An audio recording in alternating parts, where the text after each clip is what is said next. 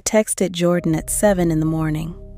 Not because I trusted him, not because I had forgiven anything, but because somebody called me in the middle of the night with a number that no longer existed and a voice that sounded like someone who knew me. And the only person with answers to the questions I was carrying was the man who had started all of this by walking back into my life uninvited.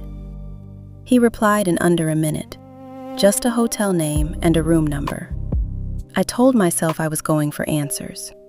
Only answers. I put on a simple black wrap dress, pulled my locks up, wore no jewelry. I wanted him to see a woman who was not trying, a woman who had come to collect information and leave. I am not sure I convinced even myself. The hotel was one of those quiet downtown ones, all dark wood and soft lighting, and the kind of heavy silence that felt intentional. His room was on the 14th floor. The curtains were open when I walked in, and the whole city was laid out behind him like a backdrop somebody had arranged on purpose. He had ordered coffee, 2 cups, like he already knew I was coming before I even texted. He was in a simple white shirt and dark pants. No suit, no armor, just Jordan. And somehow, that was more unsettling than the all-black suit had been, because it made him look like a man who had nothing left to hide behind. I sat down in the chair across from the small table, not on the couch, not close. I kept the distance intentional, and I kept my hands folded in my lap so they would not betray me.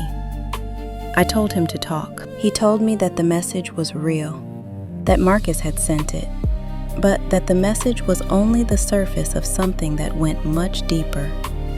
He said, "Your mother and my father go back 30 years, Sim. There was money between them once, a business arrangement that went wrong. My father lost everything, and he always believed your mother's silence was part of why. He spent years trying to settle that debt in ways I did not fully understand until I was grown. He said, when Marcus found out I was with you, he went to my father.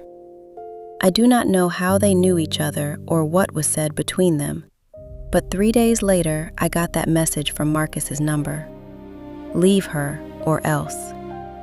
And 2 days after that, my father called me and told me that if I stayed with you, people I loved would get hurt. People including your mother. He said, I left because leaving was the only way I knew to protect you and Diane.